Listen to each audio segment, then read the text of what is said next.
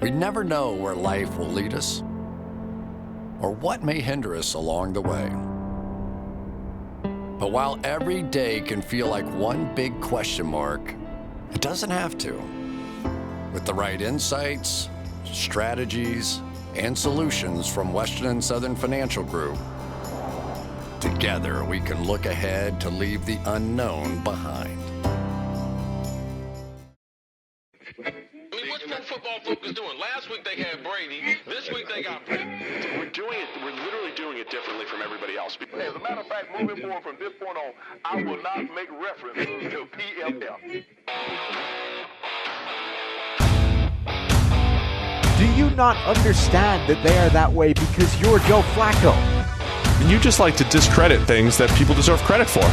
That you can't possibly be expected to defend that. Talk about the game, Sam. So, Who cares about what people think about us? Yeah, I like football season, all the things that go with it.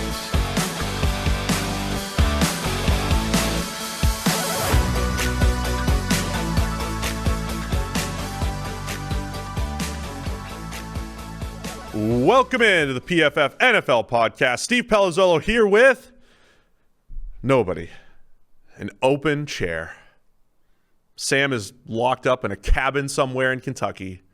And here I am podcasting all by myself here on this Monday morning in May. But we're going to make it work. They gave me the mic. I got my solo camera.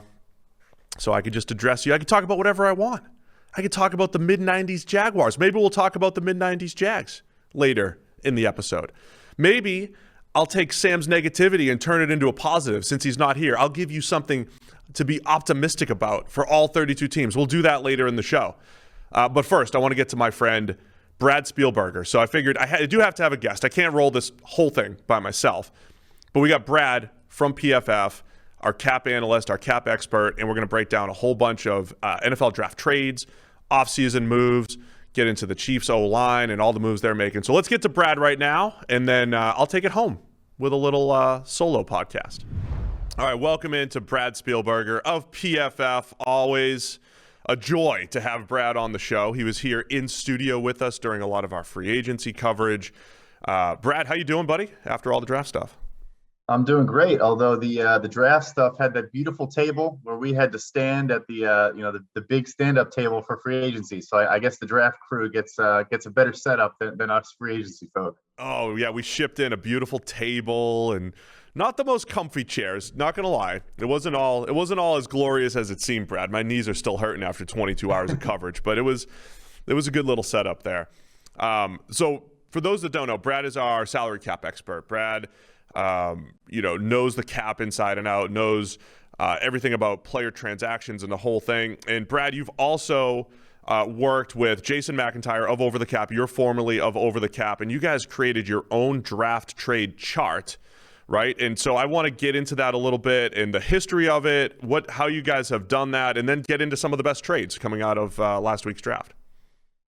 Yeah, absolutely. So the chart we created called the Fitzgerald Spielberger trade chart over at overthecap.com, which is all online. It's publicly available if you wanted to check it out. But long story short, it was created using player contracts. So essentially looking backwards and just letting the NFL tell us the value of these picks. So really all we did was, follow a pick to the conclusion of their rookie deal and then take the value of that second contract they end up signing.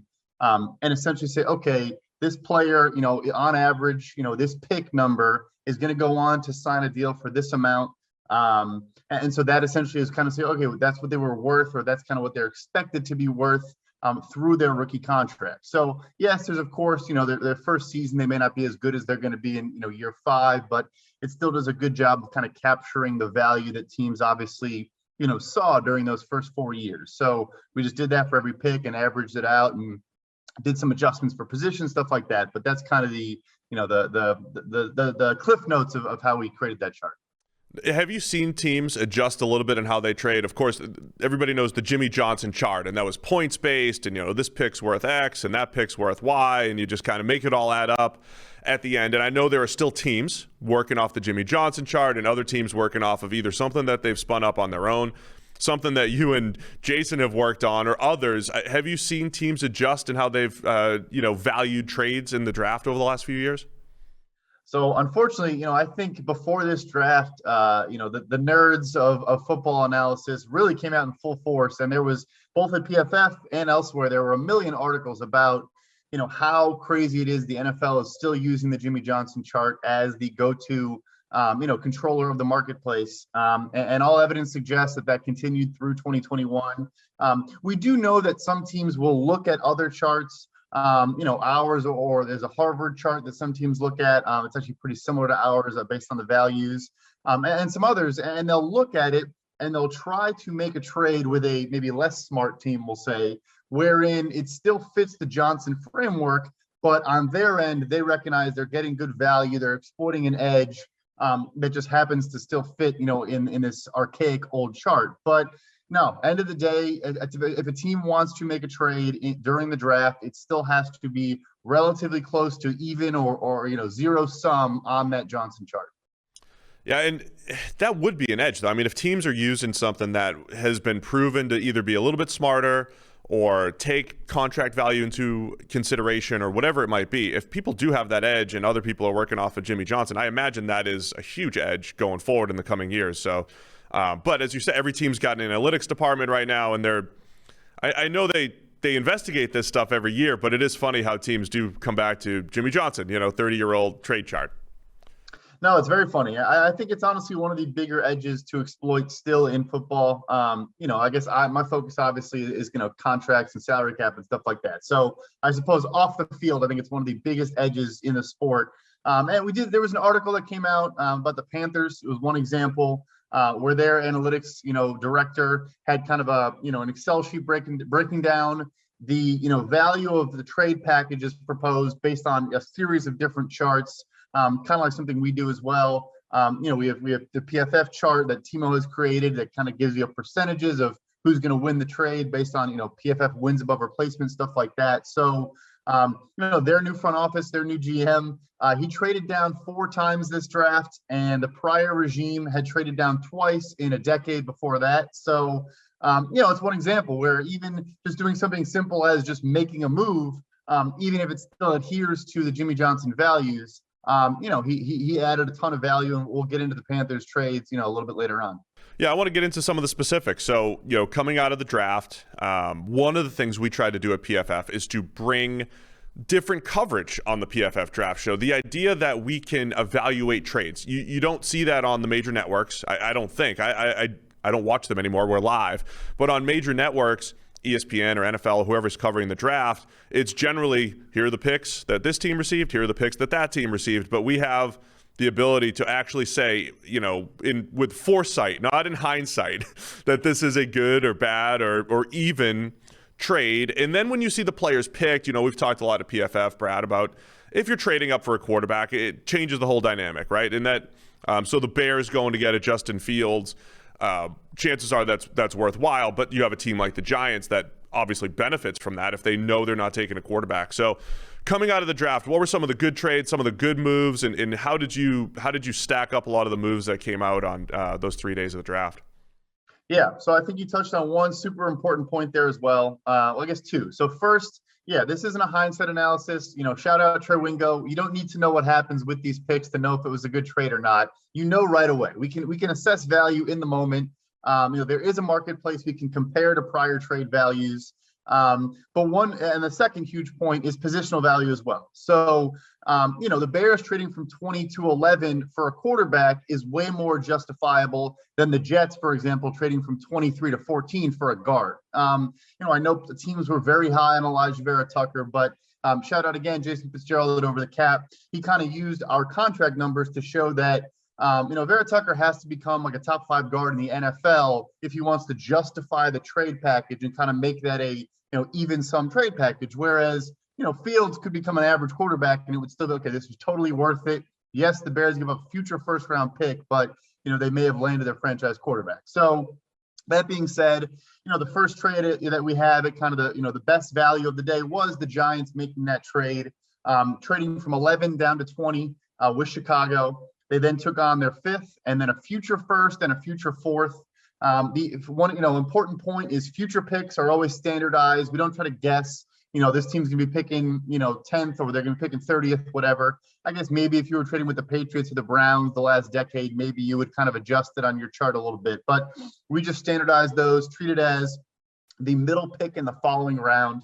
But regardless, I mean, the Bears, they could be good. They can make the playoffs as they have the last couple of years. They could also be pretty bad. I think it's fair to wonder if the Giants may have landed a top 10 pick in that trade in 2022. So that's definitely, that one jumps off the page as a really strong trade right there. Yeah, that trade, again, just to reiterate, now you could probably make the point, we talk a lot at PFF here, until you have that quarterback and you keep taking shots and the whole thing. I'm going to put aside the point that everybody should have taken Justin Fields, right? Until you've got the guy, everybody should just take Justin Fields and see.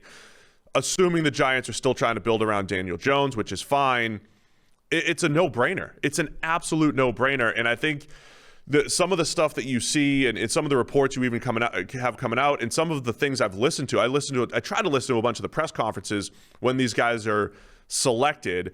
And to say that, I'll talk about the Jets in a second, but you have a lot of teams that are like, all right, I've got my players. I've got my 4 players that I want, or my 3 players that I want. And they just hate trading down if one of their favorite players is on the board. And it's really tough. It's really tough to separate yourself from the player that you've been evaluating for a year or sometimes more, and you've interviewed him and you love him and you see the fit and you visualize this best case scenario. So I assume the Giants, maybe the Giants love Devontae Smith and they never would have done this if they didn't, lose him at 10, so to speak. And that would be a mistake. I mean, if the Giants sat there and turned down this trade because they loved Devontae Smith, we love Devontae Smith, it'd be a huge mistake because of all the extra value that you said. Devontae Smith would have to be the same value as pick 20 plus next year's first round, or wherever that landed, as you said, plus the other picks that they got. And it's just so difficult for a non-quarterback to create that type of value. 100%. And it does seem like that was their target. As soon as the Eagles jumped them with division rival Cowboys, I thought it was kind of funny that it was 3 straight NFC East teams at 10, 11, and 12. But yeah, I think as soon as they got jumped for Devontae Smith, they then were smartly, and credit to our, one of our new favorite GMs, Dave Gettleman, who made his first trade down of his career at that moment. But all jokes aside, it was smart. They still got a receiver that I think it kind of got panned a bit at first in Kadarius Toney out of Florida at 20. But then even Urban Meyer himself came out and was like, yeah, we were hoping we'd get him at 25. So obviously other teams felt similarly about Kadarius Toney, and they land these future picks. So I think that was just a great value there. And like you said, there's no guarantee Devontae Smith is going to be that good. We think he's going to be, a very good player. He obviously tested off the charts, or graded off the charts, and produced, at a level a Heisman level we don't see, very often. But it's good value for the Giants there. So I think it was a win-win for both teams, but still have to recognize the Giants did very well there. All right, couple trades. I want to skip to the Jets and Vikings thing, because I really think, again, take the Justin Fields discussion out of this for a second for the Vikings, because supposedly they were in on Justin Fields. They were considering him, but not enough to go make a move to get him. And they at least have Kirk Cousins to fall back on, who's graded well, and he can move the ball and the whole thing. The Bears are in a different situation, right? Their regime is in a desperate spot. You mentioned if Justin Fields is average, he's worth it. But like for the Bears, they haven't had average quarterback play in forever. So it's even more worth it for the Bears. So take Justin Fields out of it for the Vikings. The fact that they have an offensive line that they needed to overhaul, and they had a Christian Darrisaw on the board, and take our evaluation out of it too. The fact that we would have taken Darrisaw at 13 or 14, we would have done that in a heartbeat. But the Vikings trading to 23, getting Darrisaw, then picking up 2 third-rounders. Yes, they threw back a 4th at the Jets. But then they get Wyatt Davis, who's the number 2 guard on our board. They get a free lottery ticket on Kellen Mond in the 3rd round. Any quarterback lottery ticket is just that, and it's a worthwhile shot. And they gave back a 4th-rounder to the Jets. To me, if I'm the Jets, I would rather have the Vikings haul in that mix there. But the Jets came out, I listened to their press conference too. They said, we had Elijah Vera Tucker as a top 10 player in this draft. And they might be right, and that's fine. But to your point, Vera Tucker's got to be a top 5 guard to justify this? And what is the difference between to me, Vera Tucker has to be more valuable than Christian Darrisaw and Wyatt Davis, two starters on the Vikings offensive line that the Jets could use because they have holes all across their line other than left tackle. That's where I just think the Vikings completely win this trade. And the Jets have done a ton of other good things. This is just the one move this offseason essentially I've disagreed with.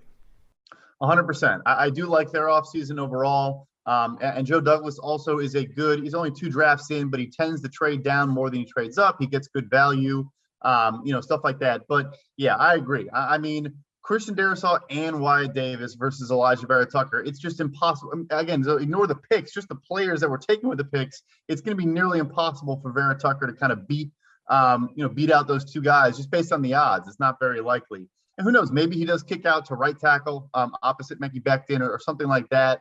It sounds like left guard is probably the plan, but it's going to be a tough one. And that's what the Vikings do. That's what Rick Spielman has done his entire career. And I think underrated too is you get the flyer on Kellen Mond. The Vikings didn't have a pick in that range because they traded for Yannick Ngakoue. They sent their second last year to Jacksonville, and then they did get a third back from Baltimore, but it was pick 90. So they kind of had a gap in their picks there, and they were able to get number 66, get Kellen Mond, probably let it fire under Kirk Cousins a little bit. Also give them some leverage going forward, in extension talks after this upcoming season, stuff like that. And get Wyatt Davis, who we really like out of Ohio State. So that was a slam dunk for the Vikings there. So in defense of the Jets, pick aside, because we've talked about positional value. They drafted a guard who maybe could play a little tackle. Fine. I've made the statement, if you do a good enough job accumulating picks, as the Jets have done, if you do a good enough job, as the Dolphins have done, accumulating picks over the last 3 years, where do you stand as far as picking your spots on the trade up? I look at it like diversifying your portfolio, right? You've got some safe. The trading down is the safe play. All you're doing is playing the odds and saying 3 players are more valuable than 1, or 2 players are more valuable than 1. But every now and again, you got to go full Doge, Brad, right? You got to go, Doge is going to take you to the moon, right? So Vera Tucker is going to take you to the moon, or Jalen Waddle, as the Dolphins traded back up from 12 to 6.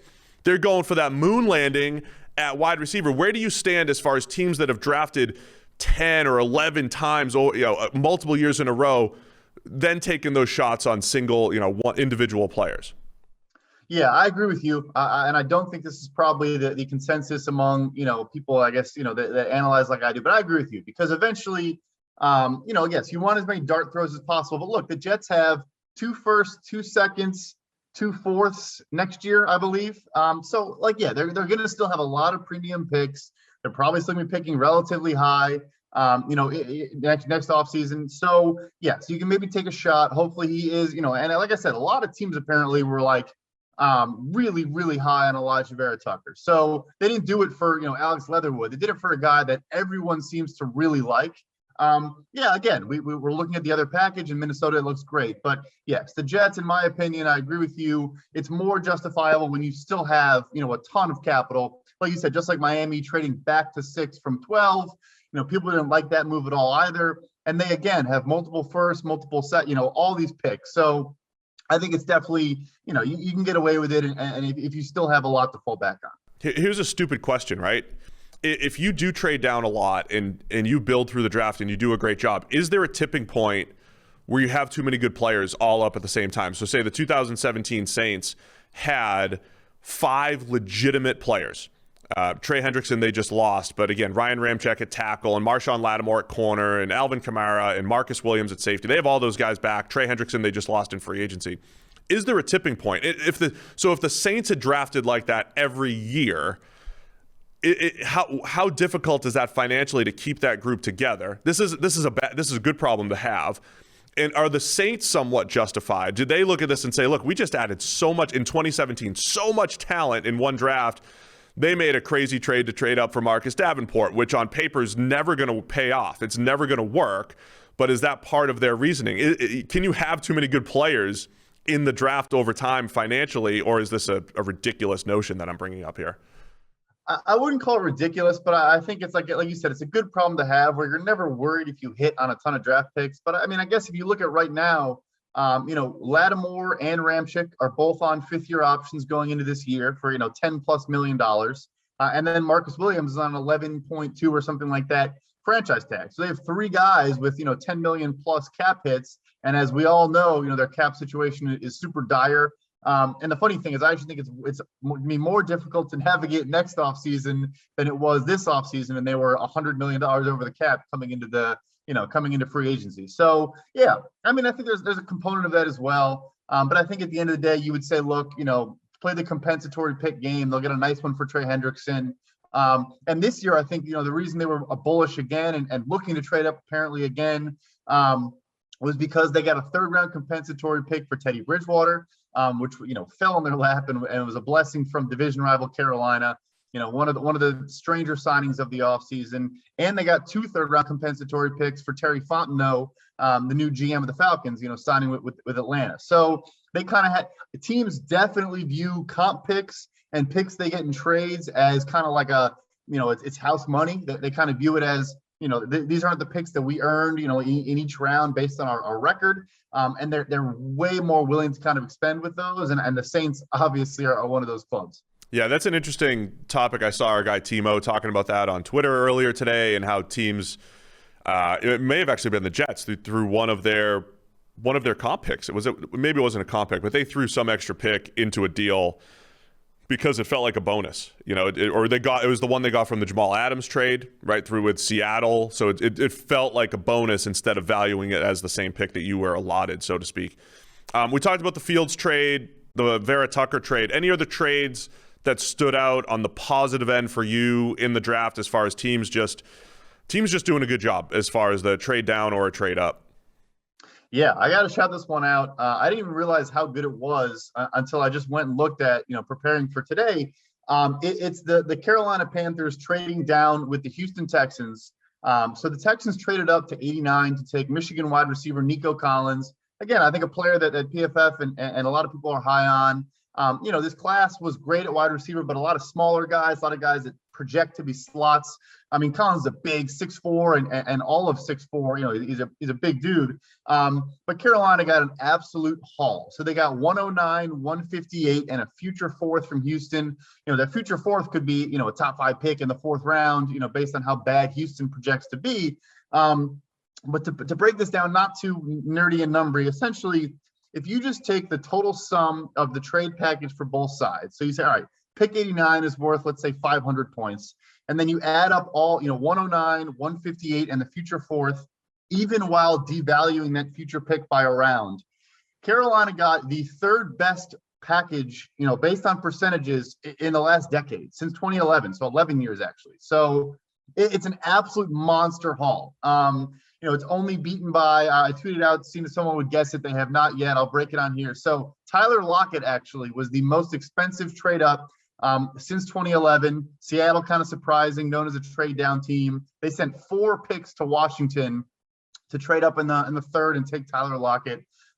So yeah, it was a phenomenal trade value for Carolina. And Lockett was at least worth it, but that is crazy for Seattle. That's unbelievable. I didn't realize that either as far as the Panthers and how good of a trade that is for them. I want to talk about the Texans in a second. Where was the Davenport trade though? Because that was the most aggressive trade up for a non-QB, right? Or did that mesh with in your system as is that how you would describe it for a non-quarterback, the Davenport deal? So Davenport's definitely way up there. I mean, you're giving a future 1st and obviously that year's 1st and another pick. I don't know off the top of my head, but there was another pick as well, I believe, to go up to 14, where Green Bay was. Definitely way up there. But when you break it down percentage-wise, it's not going to be as high because, those pick values are still very high for both sides. The reason why this one kind of jumps off the charts is because it's in the, late 3rd round. And Lockett was 3rd round as well. But just in terms of like total sum given up for a non-quarterback, Davenport's definitely way up there. And so the Texans, who have they have no depth. However, they've added a lot of depth players. I mean, the Texans' 3rd string can go up against any other team's 3rd string right now. The problem is their 1st and 2nd string just isn't all that good. So the Texans have added a ton of 2nd and 3rd stringers this offseason. So I don't want to say that their depth is bad, but their roster's not good. And they have not had draft picks over the last couple of years. I can't believe the Texans making this trade from the other side of the coin. And, even if Nico Collins ends up like a Tyler Lockett, I still don't know if it's worth 3 players as they just gave up, as you said. Yeah, no, 100%. I think they did look at the offseason holistically, and that they signed literally, I think it is a record now. They signed like 36 players, which is the most I've seen in like a decade. It's actually insane. But as you mentioned, all these guys are like $2 million, 1 year, $2 million signings. Their third string is great, but I think it's their second string. It's just everybody else's third string. But yeah, so they kind of drafted and approached the draft as though they kind of could then afford to go quality over quantity. Obviously, their first pick wasn't until the third round because Miami still had their first and second from the Laramie Tunsil trade. But yeah, Nick Caserio, he better hope Nico Collins works out, because otherwise he had one of the worst first drafts in terms of understanding value I frankly have ever seen. I think if you didn't give up a future pick, I would not have said that prior sentence. But to give future capital when, like you said, you just had to deal with that. And that future pick is probably going to be a very high pick. You just can't do that if you're in Houston's position. He's also coming out of a draft room in New England that has been understanding this for 20 years. They've understood this better than any team trading down. I mean, there has never been more angst in a city in a region than New England when they trade down out of the first round, like every single season. And their fans are like, give me the star player, give me this. I want the big name on the board. And they're just like, no, we're getting 3 players for the price of 1. We're getting next year's second rounder for this year's third rounder. I mean, they worked it better than anybody. And it is fascinating to me that Caserio went kind of the cheap route in free agency, which is fine, but I don't know who he signed that's on that roster in 3 years from now when they're probably coming out of it, So that's my concern with the Texans and what they're doing this offseason. But interesting that it's coming out of New England, man. They're like the trade down kings, and now Caserio's setting records the other way, as New England has a crazy spending spree. Actually, I want to touch on the Patriots quick. I didn't give you a heads up to this, but a lot of the guys that they signed this year have massive cap numbers next year. And I keep saying, look, New England got a lot better this year. I think in 2021, they're a lot better. But a year from now, when Matthew Judon and Nelson Aguilar and all of these guys, the 2 tight ends, Jonnu Smith and Hunter Henry, they're all making between 10 and 15 million. Are we going to be looking at their situation a year from now saying they're paying a whole bunch of average to pretty good players a huge chunk of money, or are they anticipating something with the salary cap where this won't look as egregious in coming years? Am I reading this right, that I think New England's much better this year, cap situation's fine, but next year I feel like they're going to be overpaying a slew of players that aren't going to feel all that exciting compared to the rest of the free agent crop? Oh, I completely agree with you, and I think it was overlooked. It always is, but kind of in free agency when we were kind of panning their approach and spending a lot of money on average players, which is essentially what free agency is people always responding, oh, well, his cap hit in 2021 is only $4 million. Like, yeah, look, you can manipulate the cap however, all you want. Everybody can do that. Yeah, I agree. I mean, I think the odds, Nelson Aguilar, if he doesn't have a really good season, they'll probably move on from him. The guarantees are heavily front-loaded there, so, he'll be gone by then. But, yeah, I mean, Judon, the tight ends, those are 2-year contracts at minimum. Yeah, I mean, I think their justification now, obviously this is hindsight analysis of the highest order, but now they'll probably tell themselves, look, we have a rookie quarterback that we want to have in a good situation. Mac Jones will have a really good offensive line, and at least we'll have the safety nets of, 2 solid tight ends in the passing game. The receiving core can get better, but, he'll still have that to work with. So it makes sense because it'll help ease his transition and he'll be safe back there and won't get killed, and we'll have kind of some outlets. So that'll be their justification, and they're still fine cap wise, even though they spent the most total guaranteed money of all time in an offseason. But no, I do not think it's going to age very well. Especially if Cam and Mac Jones aren't good, then it's going to be just all for naught. I did think that was part of their reasoning, because they either have Cam Newton essentially on a rookie contract, or like a backup type of quarterback contract, or they have a rookie. So I think they did feel, hey, we can overpay and play this game. They haven't had that luxury for a while, despite however you want to break down Tom's, cap savings and the whole thing. It's not like he was a rookie contract quarterback for the last 10 to 15 years, right? No, that gets overblown. He was never like the highest paid quarterback. He was always like top 7. The whole thing's overblown, right? Totally overblown. Yeah. He's he's still the guy, as we saw in Tampa Bay. He's the reason for all of the success, at least in the last 10 years, I'd say.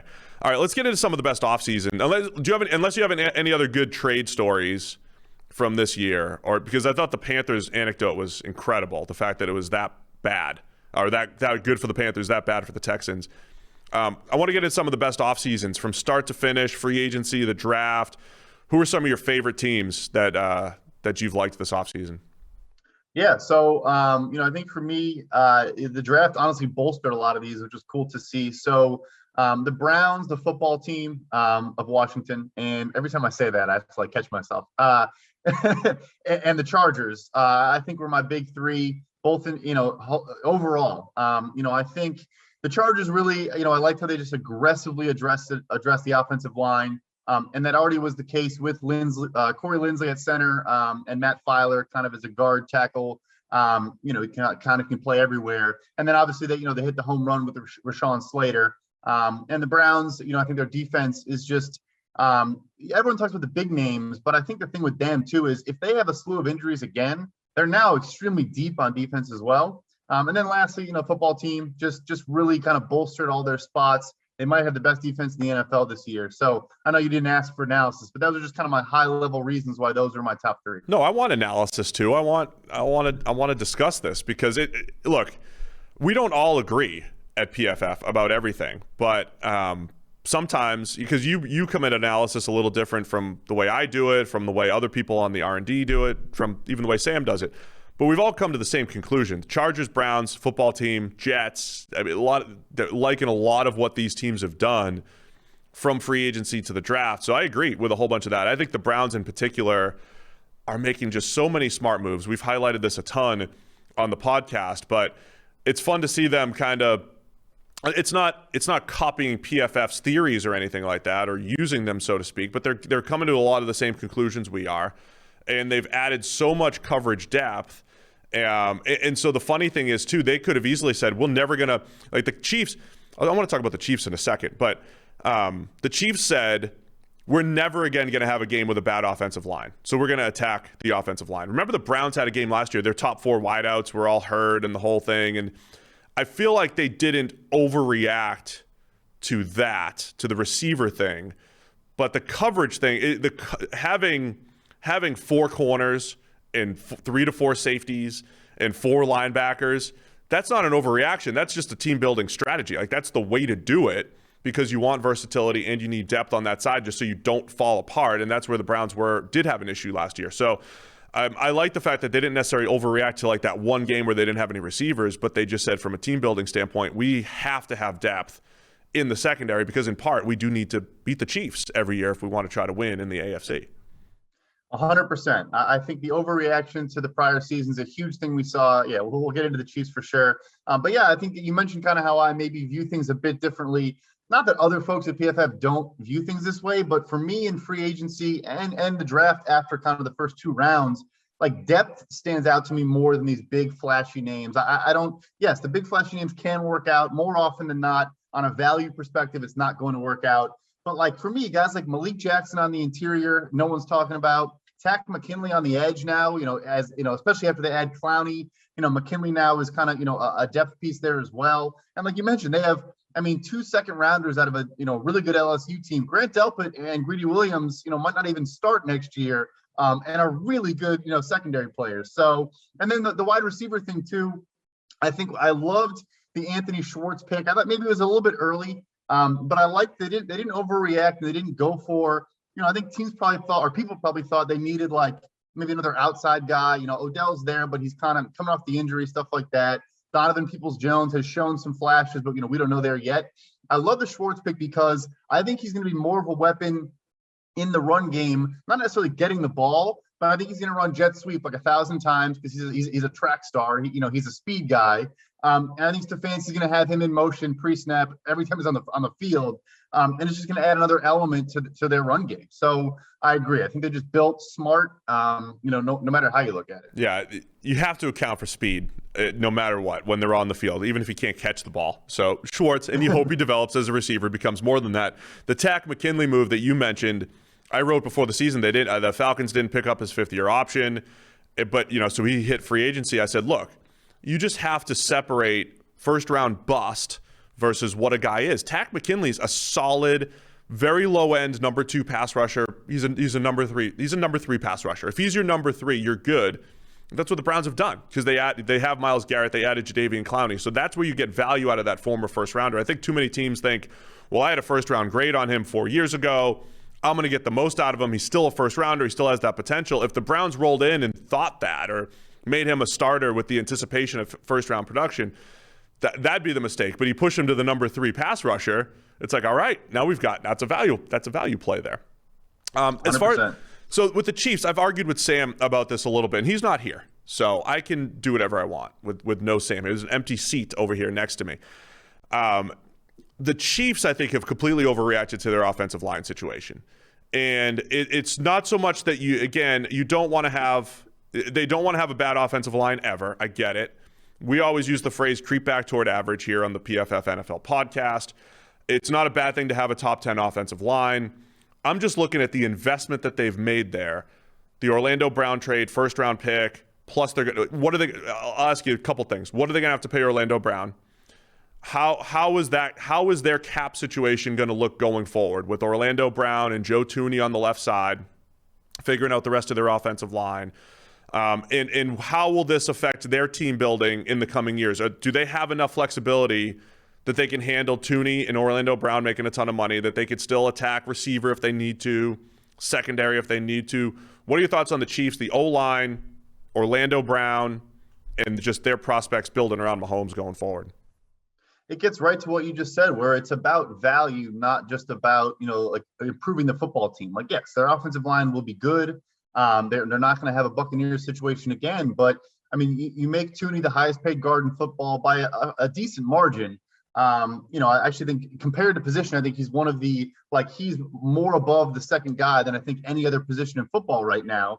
I'm sure, Quentin Nelson will probably top him in the next couple months, but regardless, so you spend a ton on left guard, you then trade, with a good AFC team in the Ravens. I thought this was funny. This is classic, getting back to the Jimmy Johnson thing, but they told themselves they wanted to give an equivalent of a second round pick to Baltimore for Orlando Brown. So instead of just giving 31, they added a bunch of other picks and kind of made it a whole package.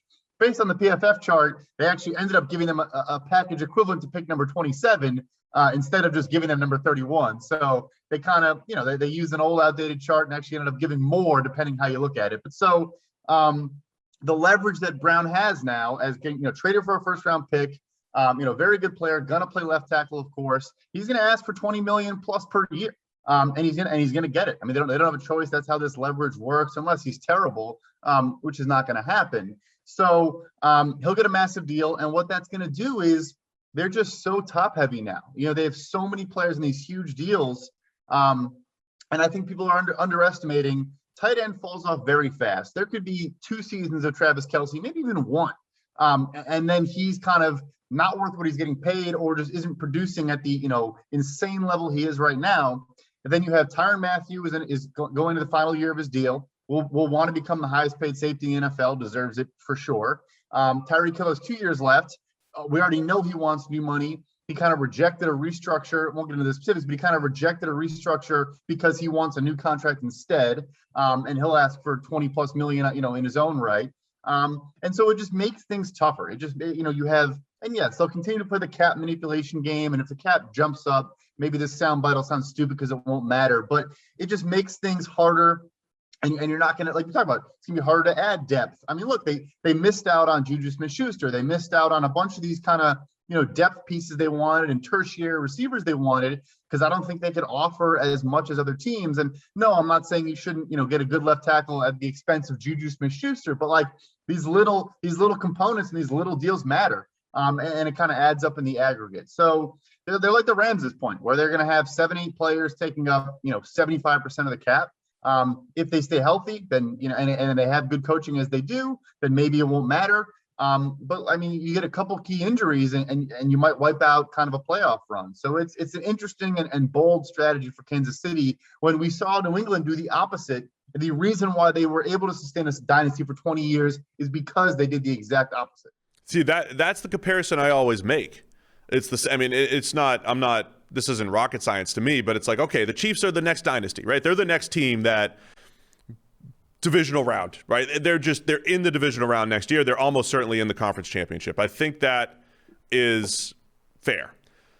But that was New England for 20 years of a dynasty.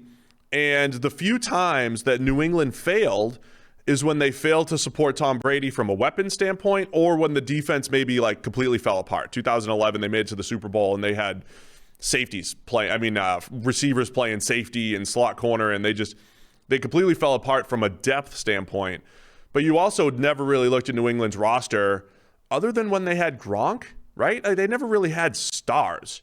They never really had massive stars. You could argue a Richard Seymour. You could argue some of the bigger name players early in the dynasty of Rodney Harrison and stuff like that. But my concern with the Chiefs is their stars do matter, Tyreek Hill and Travis Kelce. I mean, to me, it's Mahomes, obviously, but I've never seen Mahomes without Tyreek Hill and Travis Kelce. And I don't want to see that. I don't want to see the world where Mahomes, using the Brady equivalent, Mahomes has to drag Jabbar Gaffney and Rashae Caldwell to the Super Bowl, right? Or has to drag Kenbrell Tompkins and Aaron Dobson and Julian Edelman in a banged up Gronk, right? I mean, like I don't think the Chiefs want to see that world. So I guess, am I fair in saying if Tyreek can't get paid, or if Travis Kelce falls off a little bit, the Chiefs are hurting their ability to just keep the playmakers intact? The playmakers ultimately are more important than the offensive line, as long as the offensive line's above a certain baseline. And now they're going to be way above that baseline and paying for it. I just don't know if they're going to be able to support him from a playmaker standpoint in the coming years. No, I agree 100%. And that's the thing is, like, yes, like we do think that he'll be able to make it work with kind of maybe not the best receiving core ever, but like you said, we haven't seen that yet. I'm sure he will, but he can't have bad weapons. I mean, eventually you need guys to make plays, in big games. And again, to go to the Patriots analogy, I think the thing with them too is they're also kind of making the mistake where they're paying for the premium positions too. So, like, yes, the Patriots made Stephon Gilmore one of the highest paid corners in the NFL, but corner was one of the lowest paid positions in the league. So that's different than, paying a left tackle, trading a first and paying Frank Clark. Like, those are different things than paying for safeties and corners and stuff the Patriots were doing. So they're kind of just falling for some of these holes where it just kind of shortens the window. Are they more likely to win the next 2 years? Yes. But are they then less likely to continue to sustain that? Also, yes. Yeah, I just think look, Mahomes is awesome. He's locked up for the 10 years. I think that's just going to be one of the most fun stories to follow, though, is just how Kansas City builds around him in the coming years. So really quick, you mentioned the Rams. And as we were talking about this, I wanted to get your take on their strategy. I mean, they've essentially said, if we're picking in the 20s, we'd rather have a player. Now, granted, they've traded multiple first-rounders for Jalen Ramsey, multiple first-rounders for Matthew Stafford. Where do you stand on the Rams strategy of not even drafting in the first round since Jared Goff in 2016, and the idea that you'd rather have a player rather than the pick, and how does that affect them financially as well?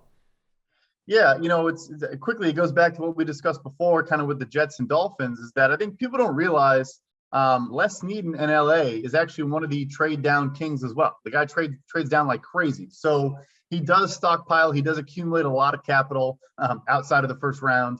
And they do tend to, scout well and hit on some of these kind of third to fifth round players.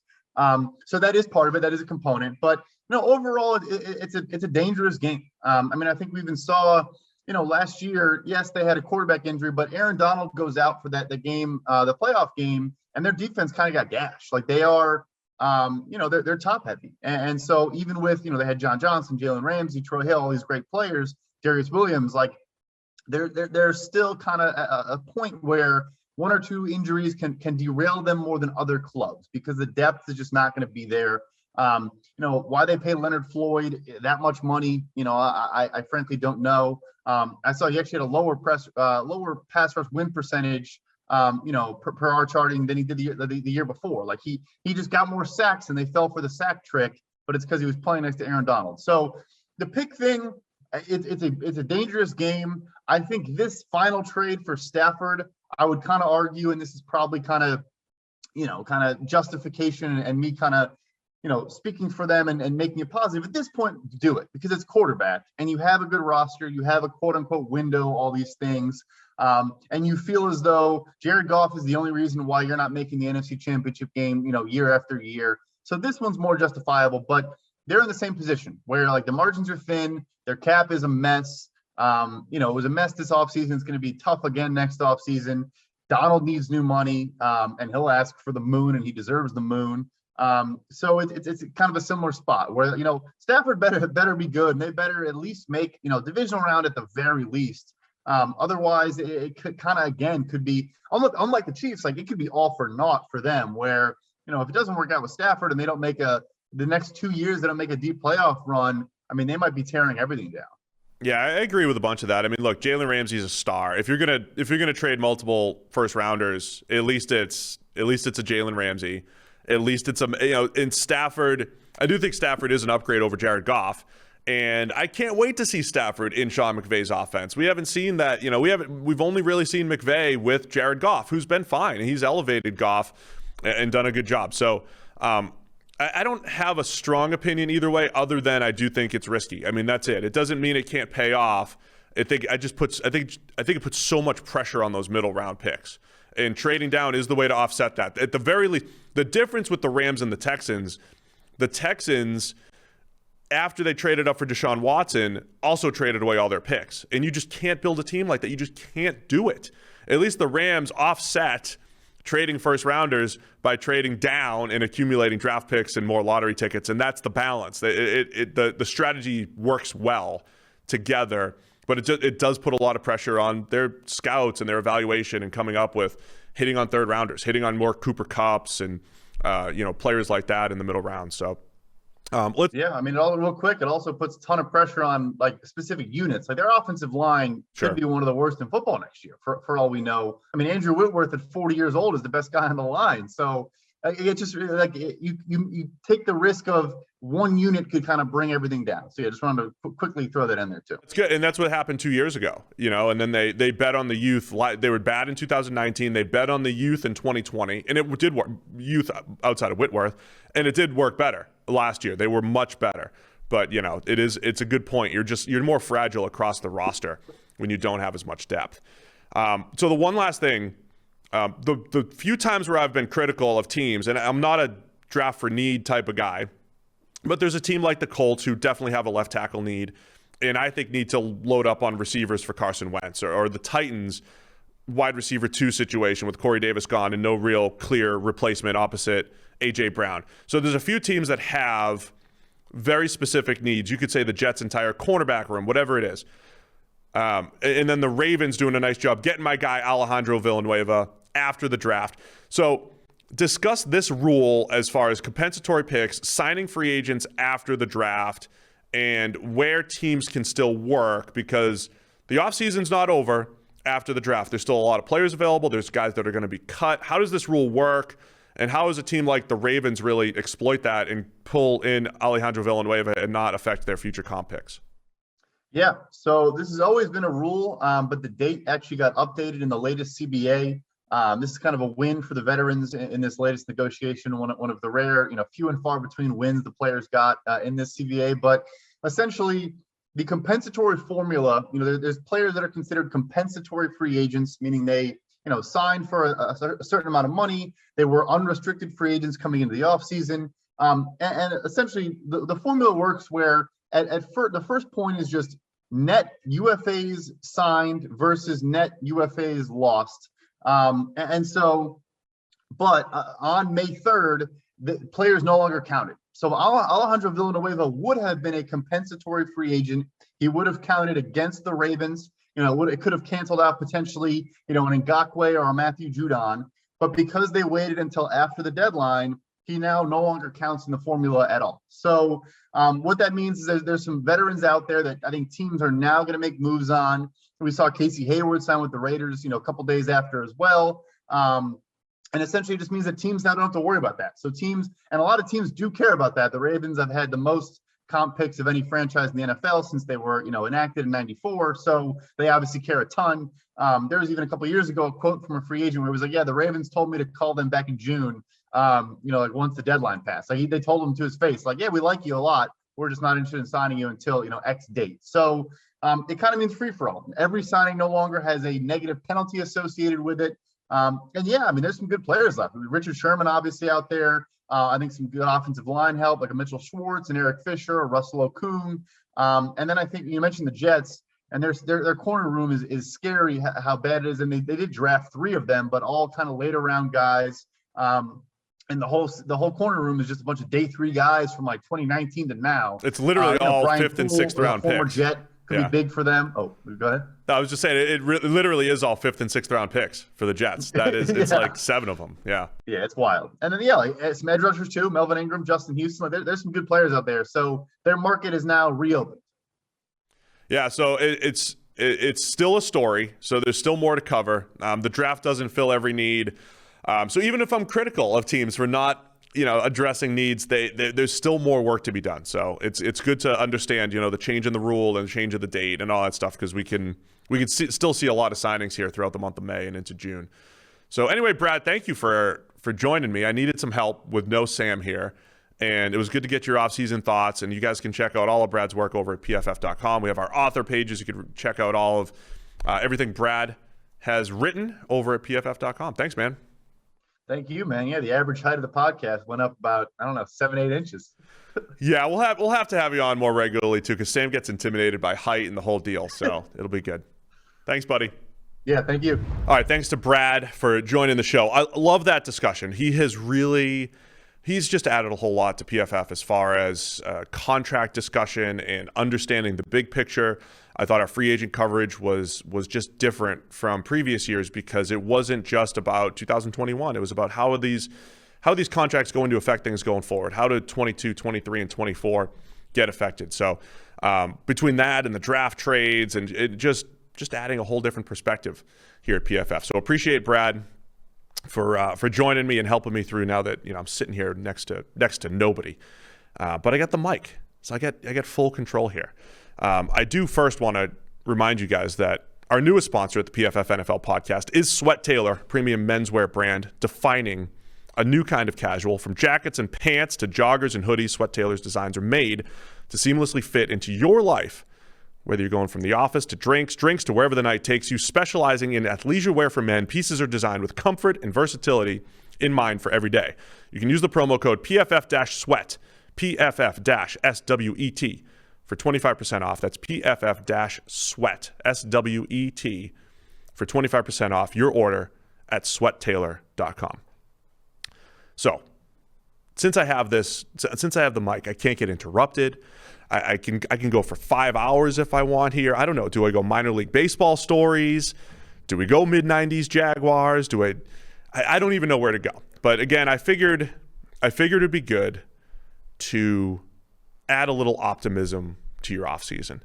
So we've been here breaking down free agency, the draft. I keep wanting to turn, by the way. I keep wanting to turn to Sam and talk to him, but I have you guys. I have your full attention here with the Steve podcast, PFF NFL Steve podcast.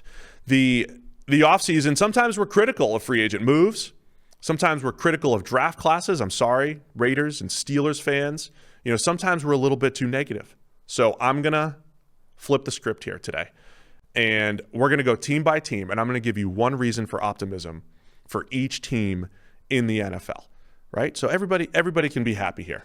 And, we don't need Sam for this. He'll be dragging us down. He'll be telling us about all your worst moves. So let's go through it. We're going to give you a reason for optimism for each team. We're going to start in the AFC East, the Buffalo Bills. And a lot of this will be repeating things that we've said, because we love a lot of what the Bills have done. One of the best rosters in the NFL. Josh Allen heading into year 4. He was elite last year. He's only going to get better. Josh Allen's incredible. He's got a cannon for an arm. He has that running threat. His accuracy is improved. Bills fans should be really excited. And you got all the receivers that you need. They've built the offense the way you're supposed to build around a young quarterback. A good offensive line, a great group of playmakers, and Brian Daboll's back and working with Josh Allen. So the Bills, really good. You're in really good shape. Miami Dolphins in the AFC East. Another team, strong roster. And they took one of their weaknesses, which was their playmakers. They add Will Fuller. They add Jalen Waddle. You've got speed. Love the way they've built Their secondary. Love the way they've built it with corner after corner after corner, different style corners, guys who could play the man coverage that they like to play. Now they're adding guys like Javon Holland in the second round of the draft, a safety, a corner, a hybrid, adding a little bit to the defensive line with Jalen Phillips in the first round. So accumulating draft capital, building that roster, the Dolphins, you're in great shape. You're going to have a great season, Dolphins fans.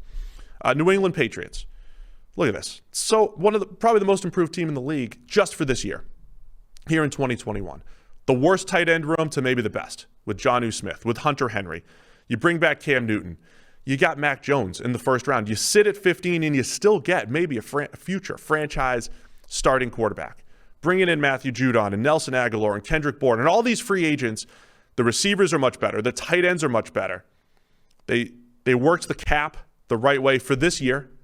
Most improved team in the NFL, New England Patriots. You still have Bill Belichick.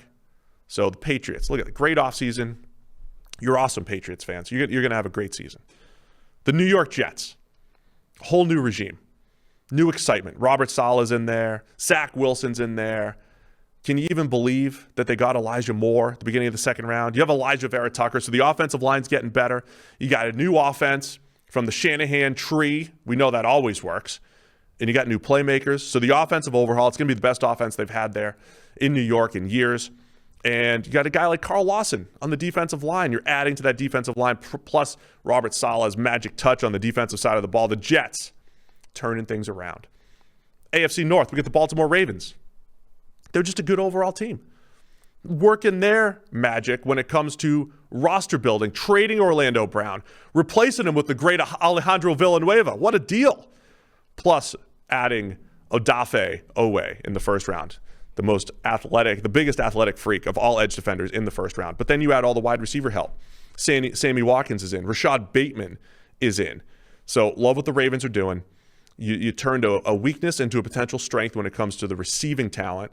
And their secondary still loaded. So the Ravens, you guys are going to have a great season in Baltimore. Cincinnati Bengals. Joe Burrow, he's the reason for hope. I know he got hurt last year, but you've protected him with the receiver. You've protected him with Jamar Chase and a trio of receivers between Jamar Chase, T. Higgins, and Tyler Boyd. Those guys are going to get open. They're going to get open quickly. They're going to get open to every level of the field. You bring in Jackson Carman to be a guard first, maybe transition to tackle. You bring in a Riley Reef, so the offensive line's better. The playmakers are better. And you overhauled the defensive line. So loving what the Bengals are doing. Reason for hope and optimism here in our home city of Cincinnati. Cleveland Browns. This is repeating again. We just talked about it with Brad. But one of the best rosters in the NFL. Good decisions left and right. You've got great decision makers at the top of the organization. They know how to build depth across the team. They've got Baker Mayfield, who did turn it around. I was a little skeptical. I was a little nervous early last season. But Baker completely turned it around down the stretch. So the Browns are in great shape going forward. Baker will continue to get better. Best offensive line in the NFL. Browns are just good across the board. And if they have injuries this year, they can handle it. Maybe better than any team in the NFL. Pittsburgh Steelers. You guys haven't had a whole lot of positive energy coming from the PFF NFL podcast recently, but still have one of the best pass rushes in the NFL. You got TJ Watt, Defensive Player of the Year candidate every single year. Devin Bush is coming back to the middle of that defense. The secondary has played above their skill set. You got Minka Fitzpatrick back there patrolling the middle of the field. You're going to blitz a ton, scheme it up, and put pressure on opposing offenses. We know that's going to happen. I like Chase Claypool. I like Deontay Johnson. I like the playmakers that you have at receiver. And I think even having Najee Harris, even with the first-round running back selection, Big Ben's going to throw the ball down the field this year. He's going to throw the ball down the field better than he has over the last few years when he's been healthy. So the Steelers, reason for optimism. Pass game's going to be better. The run game might be better by default. And you got that good defense. So look at that, Pittsburgh Steelers. You guys are going to have a great season as well.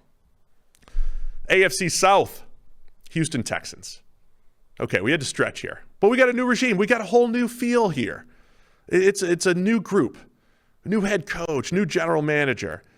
It's starting from it's like it's 2002 all over again. Did you have optimism in 2002, Texans fans? It was a new team, and you're starting from scratch, and maybe your expectations were low, but you're looking to the future. You're figuring out which players are going to be a part of this rebuild here in Houston. So you get to maybe not look forward to winning a ton of games this year, but look into the future. So don't Don't fret.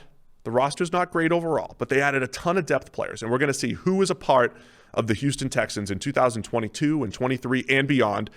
That's what we have to look forward to as a Houston Texans fan. Indianapolis Colts. Look at this. A playoff team, one of the best rosters in the NFL. Carson Wentz is coming back. He's rejuvenated with Frank Reich. You got one of the best offensive lines in the NFL. One of the best overall rosters in the NFL. Darius Leonard in the middle of that defense. They play hard. They get after it. You had Kwity Paye, an incredible story as your first-round pick. So the defensive line is going to be better. Secondary solid. Good group of receivers. Michael Pittman's going to break out at receiver this year for Carson Wentz. Colts, back to the playoffs and beyond this year. Reason for optimism. Jacksonville Jaguars. This is easy. Trevor Lawrence. Forget Urban Meyer for a minute. Yeah, be optimistic. You got Trevor, though. Trevor's going to keep you in the mix every single year. He's got playmakers to throw to. You bring in Marvin Jones. Laviska Shenault could still become wide receiver 1. You still have DJ Chark. You got a fresh back 7 with CJ Henderson coming back off injury. Shaquille Griffin on the back end there. The Jaguars. Overhaul on the roster, but most importantly, you got Trevor Lawrence in the building, and every single year there's reason for optimism because Trevor Lawrence is there. He's got a big arm, athleticism. He'll attack all levels of the field and make decisions, good decisions, while still bringing big-time throws to the table. That's the best combination for quarterbacks. Optimism in Jacksonville. Tennessee Titans. You guys have the dudes back. Ryan Tannehill's been a dude over the last couple of years, 90-plus PFF grade each of the last 2 years. He has rejuvenated his career. A.J. Brown, Derrick Henry, those guys take over games to win at various times during the season. They're back. Caleb Farley could be the dude on the defensive side of the ball. He's that good. He's a top 5, top 10 player in this draft if he's healthy. So Farley's freak athleticism and size, it's like having A.J. Brown in your secondary. Bring in Janoris Jenkins as a playmaker too. Pass rush will be a little bit better this year. So I like the Titans. Look at that. Be optimistic in Tennessee because you've got your nucleus back and maybe even more with Caleb Farley and just a good, solid overall draft in Tennessee. All right, to the AFC West. Denver Broncos. One of the best rosters in the NFL. I won't even mention Aaron Rodgers. That would put you over the top. But even right now, one of the best wide receiver rooms in the NFL. Cortland Sutton's coming back off an injury. The secondary is incredible. Bringing in Ronald Darby, bringing in Kyle Fuller, bringing in Patrick Surtain. You already have Bryce Callahan, one of the most underrated players in the entire NFL. Von Miller's coming back off injury. Denver is actually building a defense with Vic Fangio that can compete with the Chiefs. They could slow down Mahomes and the Chiefs. So I love what the Broncos are doing. Drew Lock's going to get even better if he has a chance to play. Teddy Bridgewater is going to be that distributor with all those playmakers. The Broncos. Be optimistic in Denver. Kansas City Chiefs. Of course, this is easy. Patrick Mahomes, you have Tyreek Hill, you have Travis Kelce, but never again will you have a game that looks like that Bucs game where the offensive line fell apart. You bring in Orlando Brown, Joe Thuney, Kyle Long out of retirement, drafting Creed Humphrey. This entire offensive line could be one of the best in the NFL. The best one under Mahomes, the best one that Mahomes has played behind. You got those playmakers. You still have Spags on defense. We know that he can make magic with the group that they have there. And Chris Jones on the defensive line, Tyrann Mathieu in the secondary. So they have stars on both sides of the ball. Chiefs, back to the Super Bowl, baby. Go Chiefs. Los Angeles Chargers. Optimism with Justin Herbert. Year 2. They completely overhauled the offensive line. They had the number 30 pass-blocking offensive line last year, and Justin Herbert still had a great rookie season. So, yeah, we're optimistic for the Chiefs. 4/5 of their offensive line is changed, including first-rounder Rashawn Slater. Bring the best center in free agency in Corey Linsley. And then the Chargers steal Asante Samuel in the draft. It looked like the secondary was going to start getting worse, that they were going to, lose pieces after Casey Hayward fell off last year. But Chris Harris is coming back from injury, Asante Samuel, and you got Brandon Staley. Brandon Staley a year ago at this time, nobody knew what Brandon Staley was going to do with the Rams. And all he did was turn them into the best defense in the NFL. A defense that nobody could complete a pass beyond 20 yards. Couldn't complete anything down the field. Think you need that? Facing the Chiefs in that division, the Chargers are building a team to compete with the Chiefs in the AFC West. All right, Raiders fans. Optimism for the Raiders. Derek Carr has been one of the better quarterbacks in the NFL over the last couple of years. That offense was one of the league's best last year. Yeah, they overhauled the offensive line, but we're going to see a breakout from Henry Ruggs this year. You've got Darren Waller. Nobody can cover Darren Waller. He's right up there with that Travis Kelce, maybe Kyle Pitts. Can't cover tight end type of guy, George Kittle. And the Raiders' defense is going to get better, if for nothing else, because you get Gus Bradley coming in. And Gus Bradley is going to simplify the defense. They're going to play that cover 3 scheme that he brings over through that Seattle tree, and those guys are going to play better. They've built that secondary. They bring in Trevon Merrick in the second round. Alex Leatherwood's going to be a solid starter at some point. But the offensive line will be fine. The offense will be good, but that defense will be better just with the new scheme simplified. Corey Littleton's going to be the free agent that they thought they were getting 2 years ago. The Raiders have reason for optimism, even here on the PFF NFL podcast.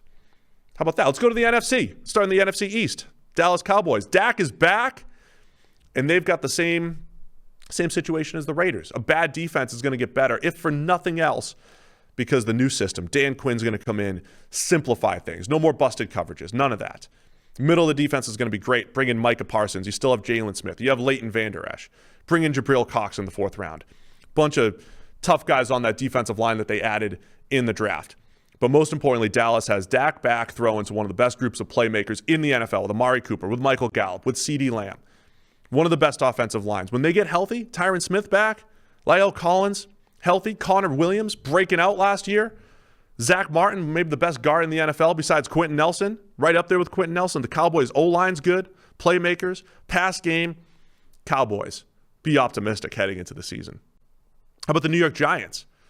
We got reason to be excited there too. Look at this group of playmakers. We keep talking about building a basketball team. They're doing it. Darius Slayton's already there as a deep threat, but they add Kenny Golladay. They add Kadarius Toney. We know Sterling Shepard's already there. You got Eric Ingram. You got Kyle Rudolph in the mix now. You have every type of player. I haven't even added Saquon Barkley to the mix. If he's healthy, how are you going to cover those guys? Daniel Jones played way better than his stats last year, and that's not going to happen this year. He's going to play, if he plays at the same level, he's going to put up big numbers with these guys. And while the offensive line might still need some work, the pieces are there. Andrew Thomas got better. Matt Peart showed some good stuff last year as a rookie. Nate Solder's coming back. So the offensive line is going to be better. And this defense, look at this defense. Feisty last year. They're going to be legit this year. One of the best secondaries in the NFL. Love what the Giants are doing on the defensive side of the ball. So there's a reason to be excited for year 3 of Daniel Jones in New York. Philadelphia Eagles. A lot of your excitement might be forward-looking, but you get to see, is Jalen Hurts the next franchise quarterback? You get to see him. You're going to have a run game that's going to be so difficult to stop because of what Hurts brings as a runner. Then he's accurate when you create open throws. So they're going to scheme around Jalen Hurts, create those open throws. He can hit them. You get Devontae Smith added to the mix. Jalen Reagor is going to look even better as a deep threat opposite Devontae Smith. So back-to-back first-round wide receivers are going to make do. And you still have one of the best defensive lines in the NFL in Philadelphia. Darius Slay in the secondary. Secondary will be better. The D-line is going to be strong. The Eagles, they might be rebuilding. Your hope is more in the future, but they're going to be better than anybody thinks this year because we're optimistic, even in Philadelphia. Washington football team, one of the best off seasons anybody has put together this year. Bring in Ryan Fitzpatrick at the best point in his career. Completely overhauled that wide receiver room over the last couple of years. Terry McLaurin has friends now. You got Curtis Samuel. You got Adam Humphries in the mix. So the football team, add De'Ami Brown too as a deep threat. Washington football team, playmakers, sneaky good offensive line as they had last year. One of the best defenses in the league. Best defensive line in the league, Chase Young and friends. And a secondary that continues to get better. Added William Jackson this offseason as well. So love what the football team's doing. Are they the favorites in the NFC East? They're the defending champions, and they've done even more to improve this offseason. Chicago Bears. Reason for optimism. First franchise quarterback in forever. This one's easy. Justin Fields is in the building. And while, you can look at Matt Nagy and Ryan Pace and say they needed to figure it out. They've done all these other good things, but they haven't figured out quarterback. How about the fact that they have been a playoff team 2 out of the last 3 years with below average quarterback play, with Mitchell Trubisky under center, or with Nick Foles half the year this past year. The Bears, with Nagy, with Justin Fields in the mix, they've been working some magic with a pretty good, solid roster. Still have a good, solid roster. You have Allen Robinson back, but Justin Fields is there to save the day in Chicago. Transform that run game because he's got a little bit of running ability. Throw the ball down the field with some accuracy. Can't wait to see Justin Fields in Matt Nagy's offense. Detroit Lions. The optimism is new regime. They got a lot of time here, a lot of time to rebuild this thing, and they started in the trenches. Penei Sewell, O-line is looking great. Penei Sewell, Taylor Decker, just re-signed Frank Ragnow. How about future first-round picks? The future is bright in Detroit. They're doing the right thing. Matthew Stafford's gone, but they did the right thing to get something for him. Getting future first-round picks is the way to rebuild that team. There's still some talent on defense. I know they weren't great last year. Jeffrey Okudah is going to be better, though, last year's first-rounder. Defensive line is going to be a little bit better. But they're building through the trenches. That O-line is going to be legit, and the Lions have the pieces to build going forward. Optimism in Detroit. All right, optimism in Green Bay. Even with this Aaron Rodgers saga, he's still on the team. We're optimistic. We're staying positive here. Rodgers is going to be back. You got Devontae Adams. You got Jair Alexander, maybe the best receiver, maybe the best corner in the entire NFL on this roster. It's the Brandon Staley system is coming to Green Bay as well. Defensively, the system that, again, turned the Rams into one of the best defenses in the NFL. Just having the new defensive system is going to change things in Green Bay. Get some solid pass rushers up front. We've had one of the best offensive lines over the last couple of years. Green Bay Packers looking strong, and Rodgers is coming back to lead them to a Super Bowl. So, yeah, we're staying positive in Green Bay. How about the Minnesota Vikings? Kirk Cousins under center. He's been solid. He's been good, but he needs some help. And the Vikings got that in the NFL draft. They bring in Christian Darrisaw. They bring in Wyatt Davis. Make one of the best trades in the entire draft to fill 2 holes on the offensive line, not just one. Kirk Cousins going to have a career year. Seth Galina at PFF.com said he might be a dark horse MVP candidate. We'll see. We'll see. But 26 draft picks over the last 2 years for the Vikings. Overhauling the secondary. Added some pieces to the defensive line. The defense is going to be better. The youth movement in Minnesota combined with Kirk Cousins throwing to those incredible playmakers, Adam Thielen, the Justin Jefferson pick, the best receiver in last year's draft. Plenty of reasons to be excited in Minnesota this year. Let's go to the AFC South. Atlanta Falcons. Got Matt Ryan locked up for 2 more years. He can still ball. And he's got Julio Jones, Calvin Ridley, and Kyle Pitts. Who's stopping that? Who's stopping that trio? Russell Gage was sneakily one of the best third wide receivers in the NFL last year. So you actually have 4 guys to throw to. Hayden Hurst in there as well. Falcons going to be throwing the ball down the field. Might be playing some shootouts, but they're going to put points up on the board. We're going to see the best statistical season from Matt Ryan since his MVP year in 2016 because we're staying positive here. That's what's going to happen. And just like some of the other teams, yeah, the defense was bad, but new defensive system is going to help them. Some of the defense needs a little bit of an overhaul as far as players go, but the system will bring them back on track. They're going to creep back toward average defensively, and the Falcons are going back to the playoffs. How about the Carolina Panthers? Bring in Sam Darnold. It's the best situation Sam Darnold's played in his entire career. You got Joe Brady, one of the best offensive play callers in the NFL last year. Combine that with all the playmakers that they have in DJ Moore and Robbie Anderson, finding a nice steal in Terrace Marshall, manipulating the draft, as Brad said earlier, trading down, picking good players. And then they drafted all defense last year. They add a defensive player in the first round in J.C. Horn. So all that youth movement, the defense is going to turn things around this year. We're going to see all those players in year 2 and J.C. Horn as a rookie really come together. Panthers defense is going to be legit. We're going to see Sam Darnold's best season. And there's plenty of reason to be excited with what Matt Rule is doing in Carolina. New Orleans Saints. Sure, Drew Brees is retired. End of an era. But Sean Payton is still there. Still have one of the best rosters in the NFL. Excellent offensive line. Michael Thomas is back. Alvin Kamara is back. You've got playmakers. You have offensive line. Maybe the best defensive line, deepest defensive line added to the mix. Peyton Turner, first-round pick. Looks like another Marcus Davenport or Cameron Jordan type. So loaded on the D-line. And you got a good secondary. You have a good back 7. The Saints have few weaknesses on their team. And then you got Tamus. I don't know what's going to happen with Tamus. But I know Sean Payton's going to figure it out. He's going to put the best guy out there. He's going to get the best out of Jameis Winston. Let's really skew positive here. And let's stay on brand. This is the year Jameis breaks out. This is the year we mesh that aggressiveness with not turning the ball over too much. This is the year Jameis becomes a star under Sean Payton in New Orleans. Look at that. We're so optimistic in New Orleans. Tampa Bay Bucks, this is the easiest one. You're returning the entire Super Bowl team. You got Tom Brady. The straw that stirs the drink. We saw the difference last year when Tom Brady shows up with essentially the same roster. Magic happens. You're set up to repeat as champions.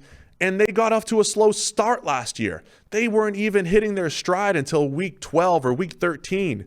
So the Bucs have this entire offseason, year 2 of Tom Brady. Sure, he's 44. It doesn't matter. He's playing like he's 30. So you get Tom Brady, all those playmakers. The defense is back. Tampa Bay Bucs going back to the Super Bowl because, it's Super Bowl or bust for the Bucs. Let's wrap it up with the NFC West.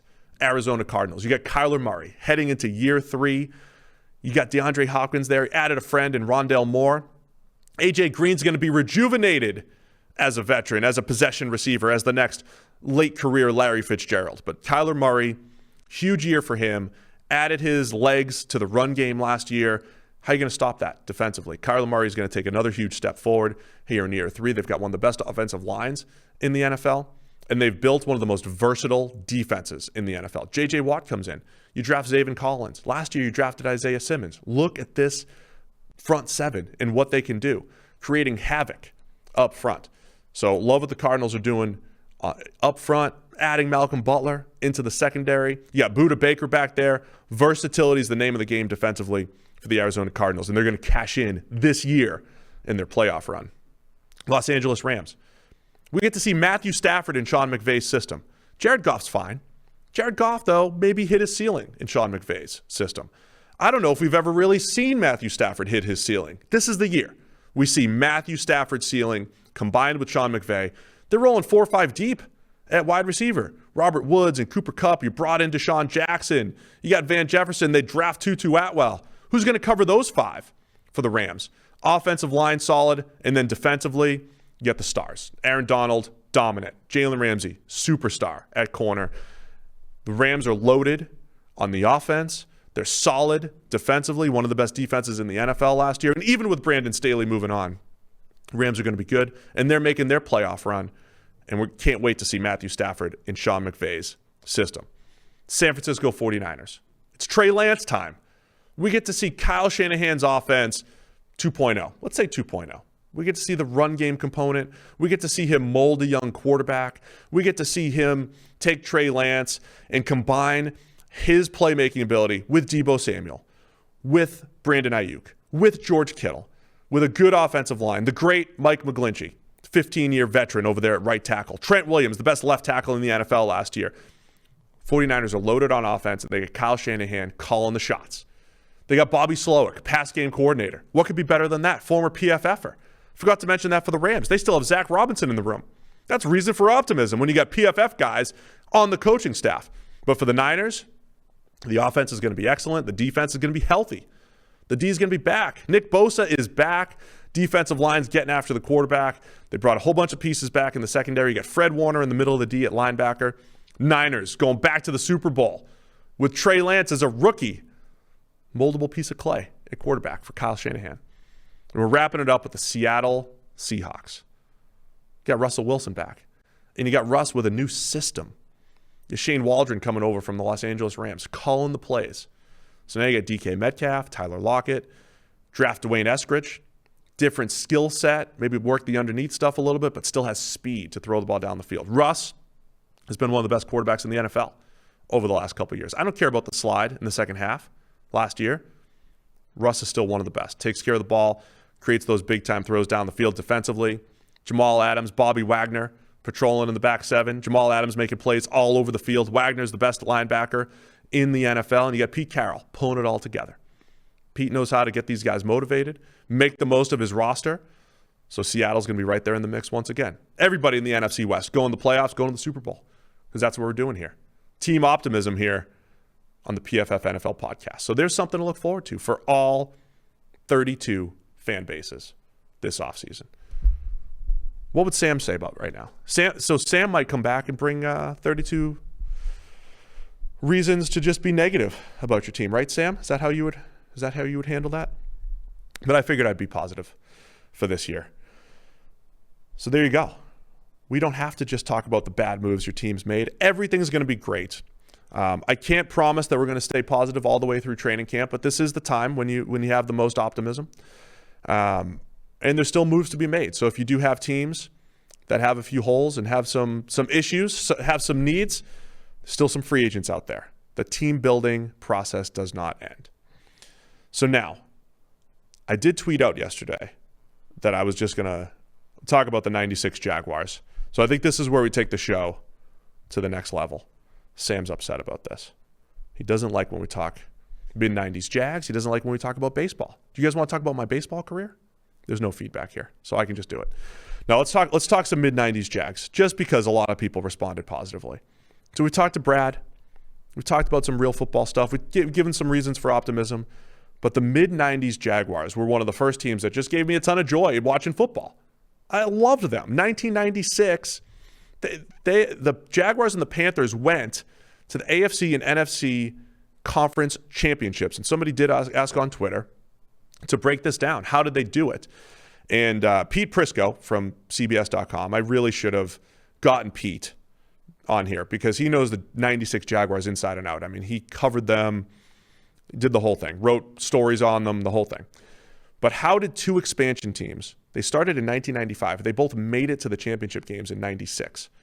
Well, it's because they had double draft picks their first 2 years. So they loaded up on the draft. Picture what the Dolphins are doing right now. They essentially got to rebuild their team the way the Dolphins have done it the last couple of years, having multiple picks in early rounds. I mean, they had it in all rounds, and adding a ton of talent to the team. So they had that advantage. The NFL, I don't think, did that with the Browns when they expanded or with the Texans when they expanded. But the Jaguars and Panthers had that advantage. And then they both found quarterbacks. I mean, the Jaguars traded a mid-round pick to the Green Bay Packers for the great Mark Brunell, for my guy. And the Panthers got Kerry Collins. And both of those guys were good, solid starters. Brunell was one of the league's best for a while. And it is fascinating to me. I say fascinating a lot, but it is fascinating to me that a trade for a mid-round pick for a quarterback like a Brunell, who was just sitting on the depth chart behind Brett Favre, much like Matt Hasselbeck was, that those guys existed back then, and you could pull them off of another team and win some games. You don't see that a ton in today's NFL, and we get so focused on the first rounders and finding that next quarterback. But there was a world where you could develop quarterbacks, and Brunell was very raw when he started. In 1995, if we were evaluating Brunell in 95, it would look, there was some Johnny Manziel to his game, which sounds crazy because Brunell became one of the best passers in the NFL, but he would go one read, take off. He was an incredible scrambler. I mean, he ran more in 95. He ran a ton back in 95 when he took over as starter. And then in 1996, Brunell led the league in both passing yards and rushing yards. So he ran a ton. He was a Steve Young lookalike as far as number 8, lefty, the whole deal, athleticism. But it was a lot like Steve Young's development, where I think Young didn't go through progressions and do his whole thing. He wanted to run early in his career. So as much as we sit here and criticize quarterbacks for having flaws, doesn't go through his reads, makes bad decisions or whatever, we've seen players get better through the years. Brunell is one of those guys. And in 1996, he kind of hit his stride. He also led the league in interceptions, had some bad decisions in there, but eventually toned it down. He became one of the best at taking care of the ball. He had to run a little bit less, but he's one of the best pure pocket passers in the league. But the Jaguars, and pull up their draft history. I know more about the Jags than the Panthers, so I'm going to answer those questions, all right? We're going to do 90s Jags. Here's what they drafted in back-to-back years, 1995 and 96. 95, Tony Baselli was their first-round pick. Left tackle, like the classic quintessential 90s left tackle. Second first-round pick is James Stewart, running back out of Tennessee, had a really good career. They also got a starting guard in Brian DeMarco, starting linebacker in Brian Schwartz, and a starting safety in Chris Hudson. And they also got quarterback Rob Johnson in the 4th round out of USC, who they eventually traded for a first-round pick, which was Fred Taylor in 1998. And that was based off of Rob Johnson going 22 for 27 in one game. And teams saying, I want that. We're going to trade for the mid-rounder, and we're going to give up a first. So that's right there. You get 5 starters, and an eventual, you flip a 4th rounder into a first rounder. That's one way the 90s Jaguars became good. Their second draft, 1996, first round, Kevin Hardy, 2 overall, starting linebacker for a while, really good. Tony Bracken's second round pick, the most underrated player of the Jaguars dynasty. I'm calling it a dynasty. It's all right. They were really good from 96 to 99. It's a mini dynasty in my life. Tony Bracken's was Myles Garrett-ish. He was that good. He was that good for much of his career. but then he got hurt. He got banged up, and he was a mess. He had 5 forced fumbles in 96 and in 97. He had 8 in 99. So we didn't have PFF grades back there, but I venture to guess Brackens was a 90-plus player. This is me eyeballing it, watching Brackens play. He had a lot of sacks, disruptions, was always near the ball. He also had 4 interceptions, 96, and he would pick off screen passes. He was that defensive end who was just so incredible at reading the quarterback and just making big-time plays. So Brackens was awesome. They got him in 96. Third round, they got Aaron Beasley, starting corner, who was a baller in 99. So they get him in the third round. Reggie Barlow was their third wide receiver for a while. They get him in the fourth round. So their 95 and 96 drafts in Jacksonville were really good. They just added a ton of talent in the first 3 or 4 rounds. And by 1996, all of a sudden, it's Brunell coming into his own, thrown to Jimmy Smith, Keenan McCardle. They had Andre Rison on the team, but they ended up cutting him about middle of the season because he wasn't running the right routes and the whole thing, and didn't like Kevin Gilbride was the offensive coordinator. A lot of option routes. You got to read the defense, and Rison just wasn't doing it. They got rid of him, but that opened the door for more Jimmy Smith, more Keenan McCardle. So then in 96, the Jaguars go to the playoffs, unbelievably. I actually jumped on the bandwagon when they were 4-7, and I watched them play, and I said, I love watching these guys play. I love this Brunell character. And I said, if they win out and they go 9-7, get some help, few other things happen, they'll go to the playoffs. And that's what they did. It's what the 96 Jags did. They went from 4-7 to 9-7, won their last 5 games, won it in incredible fashion. The great Morton Anderson misses a field goal under 30 yards in week 17 to send the Jags to the playoffs. They go to the wild card round. They beat the Bills. The Bills were the AFC team of the 90s. They were a couple years removed from 4 straight Super Bowls. Beat Jim Kelly in his last game. He gets hurt. Jags pull the upset 30-27. Then they go to Denver. Number 1 seed, John Elway, Terrell Davis, the Shanahan system. Denver, this was Elway's time to win the Super Bowl. And the Jags said, nope, not this year. They beat them 30-27. Brunell, big throw to Jimmy Smith to seal the deal. Little fade route. Jimmy Smith should be in the Hall of Fame, by the way. As much as I love Mark Brunell, Jimmy Smith was the guy. Because even when Brunell left, Smith was incredible. What a good deep threat he was. Could win everywhere, but he just won down the field especially. So the Jags beat the Broncos, then they go to New England, lose to New England. My guy Brunell, interception in the end zone. Was disappointing on a potential game-tying drive late. But the second year in existence, the Jaguars go to the AFC Championship, lose. 97, they were one of the best teams in the league. 98, one of the best teams in the league, losing the playoffs both times. And then 99 was the heartbreaking season. I'm not going to go through the whole thing. We can't spend the whole rest of the show on the 99 Jags, but the people wanted at least a little bit. But the 99 Jags, that was the year. They brought in Dom Capers. I should get our friend Seth Payne on here. Seth Payne does Houston radio. We've done some work with him before. Seth Payne's on that defensive line.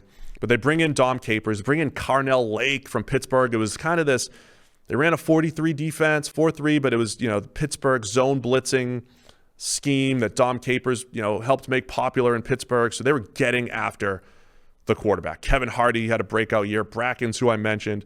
Jags had the best defense in the league. They go 14-2. But the Titans, man, their 2 losses in the regular season were the Titans. And then they lost in the AFC Championship to the Titans. And my Jags let me down. It was very sad. That was the year the Titans had the Music City Miracle in their first game against the Buffalo Bills. And that propelled the Titans all the way to the Super Bowl. Steve McNair, Eddie George, their great defense, Javon Curse. So the Titans had an incredible season, but they beat my Jags. And then Brunell had a nice drive to start the AFC Championship. Then it was all downhill after that. Big Alvis Whitted drop. Alvis Whitted. So think Anthony Schwartz, who the Browns just drafted. 4.2 type of speed. Track speed, that was Alvis Whitted with the Jaguars. Coming out of, I believe, NC State. And he could just incredible speed. Raw as a receiver. Had a huge drop in this game in the AFC Championship. And my heart broke. Thought my Jags were going to the Super Bowl that year. I just wanted to see Brunell and the Jags against the Rams and Kurt Warner. That's all I wanted. But wasn't to be. So that's it. That's all. I can't go any further with the Jaguars. The producers are wrapping me up. They're like, all right, Steve, that's enough. But look, Sam's not here. And it was our time to shine. Talk a little mid-90s Jaguars. and some of the fun. It was fun teams to watch. Brunell throwing to Smith and McCardle and watching that defense come together. Tom Coughlin, of course, was the head coach, and he famously absolutely crushed the guys in training camp. I mean, he was a big part of it too. The culture that Tom Coughlin created helped the Jags make it to 2 AFC championships. And then in 2000, it all fell apart. And as much as we talk about salary cap today and how teams can manipulate the salary cap, there was a point in 2001, 2002, the expansion draft with the Houston Texans, the Jaguars just could not keep all of their players.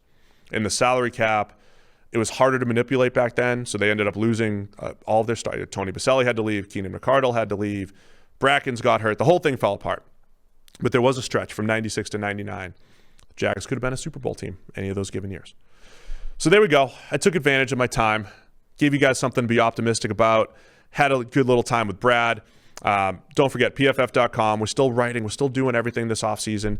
All sorts of just football never ends for us. So if you guys are looking for good NFL analysis, still some post-draft analysis, it's over at pff.com. I'm going to have a couple winners on Thursday. Oh, by the way, I forgot Thursday. I should have said this earlier. Thursday's the Fro Show.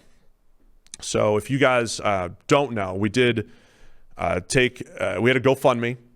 We wanted to raise over $1,000. I said I'd do it for $1,000. I'd pick my hair out into a monster afro because I can do it. And, Sam wanted to push this through. He likes to make fun of me, likes to make fun of my appearance. So I said, I'll do it for $1,000. And we did it. We raised the money thanks to you guys. And it was amazing. As soon as we started talking about it on the podcast, the donations went through the roof. And the donations aren't going to me. They're going to a place called Heritage House here in Cincinnati. It's a faith-based program that helps men with addiction recovery. The stories I've seen come out of this place are absolutely incredible. Guys addicted to heroin, to just any drug, to alcohol, whatever it might be. But young men and old men who came through addiction with just incredible stories. Guys that were on drugs and pills since they were 12. I mean, just unbelievable. So that's where the money's going. My wife and I said we'd match every donation. It keeps rising, which is awesome. And I'm happy to do it. I'm a part of this program. I believe in the program, so I'm excited to do it. So I'm more than happy to pick my hair out and have some fun. We're going to do that on Thursday. So that'll be this week. Wednesday or Thursday, we'll be recording it. So stay tuned for that. Appreciate everybody that did donate and become a part of that. And, we'll have a little fun with that. So that'll be this week. The Fro Show later this week here in the PFF NFL podcast. So anyway, that's it. I'm done. I'm losing my voice. It's just me and the open chair. I need a rugby jersey for Sam. Could we get a rugby jersey over here? I miss you, buddy. You'll be back. So Sam took some well-deserved vacation. He's in the cabin in Kentucky, but he'll be back later this week for the Fro Show, talking more things NFL. Thanks to everybody for tuning in. We'll see you guys later in the week. Wave, Sam. Sam's not going to wave.